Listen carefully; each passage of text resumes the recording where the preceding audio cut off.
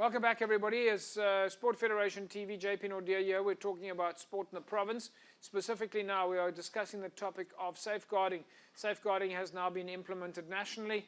It is mandatory for all sports structures in the country to have a safeguarding policy in place. In studio with me is Sylvia Bruckner, the chairperson of the Western Cape Provincial Sport Confederation Safeguarding Commission. Sylvia, what does that mean in terms of a safeguarding commission? So the Safeguarding Commission is a group of people that have got experience in ensuring the safety of athletes from harassment. And so there are 6 of us on the commission, and we work to put together various programs to help the sport federations with the rollout of their particular national policies. Right, okay. So, and all of the members of your commission, they come from the sporting space? Yes. So we have various people ranging from gymnastics to swimming to karate and so on. Yes. That's fantastic. So we actually got real world representation there. Yes. There has been a lot of discussion. There's been a lot of exposure for this series that's been going around the world on Netflix, Athlete A. And this has heightened the exposure for safeguarding, or at least some of the pitfalls in sport. At the SASCOC Commission last week, there were also a number of athletes and some TV footage exposing some of the issues in sport. Do you think that we're going to be seeing more of that? Because it also seems that the more discussion it is, the more people are coming forward. So if anyone hasn't seen that particular documentary and who is involved in sport, either as an athlete or as an official, I would really recommend it. Yeah. Because it's not just about the abuse. I think the message that comes home is that when somebody reports abuse, you have to take it seriously, and you have to believe the person, and you have to investigate it. If your sporting official structures do not do that, then you could very well end up with thinking that it's only one incident and that it's not correct, or that there's a problem with it. And in fact, what happened in the Athlete A was, of course, that many other athletes started to speak up. I think it's very much, how we've been seeing the Me Too scenario unfold. I think we must understand that under the surface there might be lying a lot of issues, and the federations now have to take a new look and have a new approach to listening to concerns from athletes. It seems that a lot of these incidents happen under people's noses. There were a lot of people were taken by surprise and never thought that it was someone in their space that would be doing something like that. Yes, and very often it's the most trusted people that are perpetrators, and that is how the perpetrators actually move. They gain the trust of parents, they gain the trust of various officials, and then it happens without those people even realizing it. You mentioned earlier on investigate. Yes. This is now obviously one of the responsibilities of a federation. If you feel at any stage that you've been harassed or abused, which we know still has to be a lot of education around that, we still have to educate athletes and coaches what that means, what harassment and abuse means. Yes. But if you feel that you have been harassed or abused, or the policy in any way has been breached, you should be reporting it. Yes. So there are various reporting mechanisms that a federation can institute. So it could be anonymous via email, or one could approach what they call the designated safeguarding officer, who one can speak to.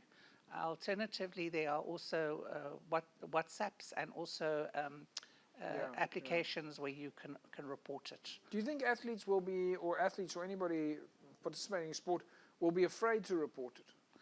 I think there will always be an element of people being worried and scared that they would be further antagonized. But I think what we're trying to do is make it easier and easier through these policies.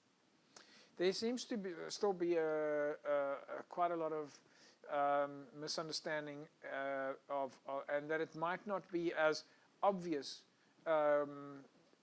in terms of the act itself.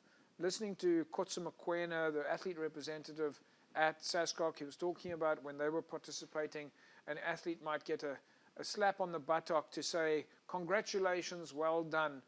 And that this became a norm, that that was the way that the coach would say, congratulations, well done. And the athletes then became used to this, thinking, well, this is the coach's way of saying to me, well done, congratulations. But in hindsight, looking back, they started to realize that this is not quite appropriate. So that's something now that we need to look at. So safeguarding in terms of your policy is not just about the reporting of incidences. You actually want to prevent it. And the best way, or the start of the prevention of that, is to look at all the practices that are a norm in your sport that might not be a good practice. It might be a bad practice.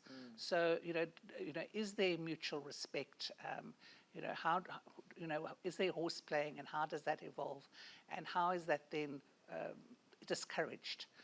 And so I think tightening up discipline and being very clear about what is allowed and what is not allowed should be looked at and implemented in a sport. Has there been any discussion around the more contact sports side of things?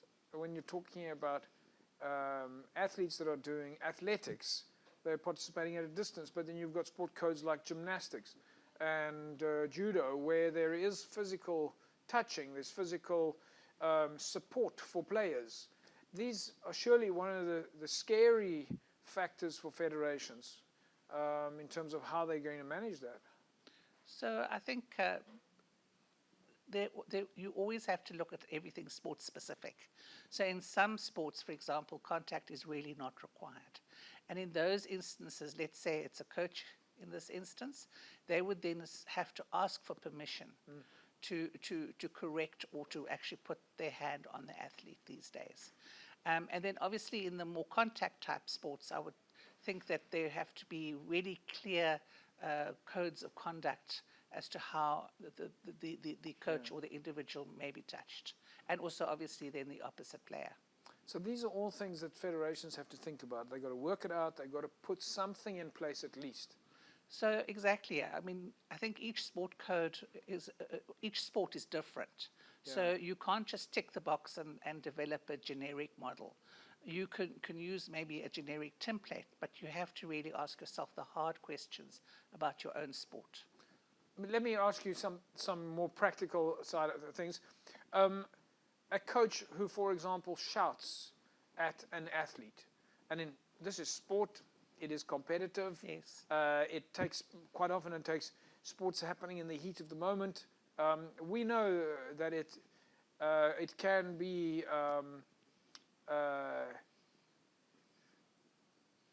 maybe interpreted in a way that it doesn't quite fit. But are there lines in that space that would be drawn? I think, again, you have to look quite carefully at your sport and the culture of your sport and the requirements. But again, I think respect is the key word every time. Yeah. And I think the other thing is fairness. So absolutely neglecting someone or ignoring someone is also a form of abuse. Yeah. Shouting at a particular person for no particular reason, again, is a form of bullying. Right. And so those things need all to be looked at. So you shouldn't be shouting at an athlete for the purpose of humiliating them, for the purpose of embarrassing them. Maybe if you're shouting at them to run a bit faster, yes, it would be considered yes, practical, yes, but not for the purposes of degrading somebody. Exactly. And even nowadays they're saying that disciplining people by making them do 100 push-ups because they didn't win the game or something like that, it's absolutely not good practice whatsoever. Right. It is going to get complicated, but a lot of work to be done. It starts off with these kind of conversations, getting the practical things in place. Sylvia, thanks for joining us, and thanks for all the hard work that you and your team are doing. We know that there's a long road ahead, and we will keep talking about it here to keep educating our officials, our athletes, and everyone who's participating in sport. Thanks, JP. It's a vast subject. Thank you. Yeah. There we go, folks. Right, so if you have been watching that discussion now with Sylvia, by now you should be asking the question, do you have a safeguarding policy in place at your sport code? Do you know when you're participating in your sport code at your club or at your school or in any case, anywhere, traveling? Is there a safeguarding policy in place? You as an athlete, you as a sports administrator, you as a parent should know that your rights are protected and that you do not need to suffer any form of harassment or abuse. We'll talk about that more in the weeks to come. That's a wrap from us today. We'll see you again next week, same time, same place. A fantastic sporting weekend. Bye-bye.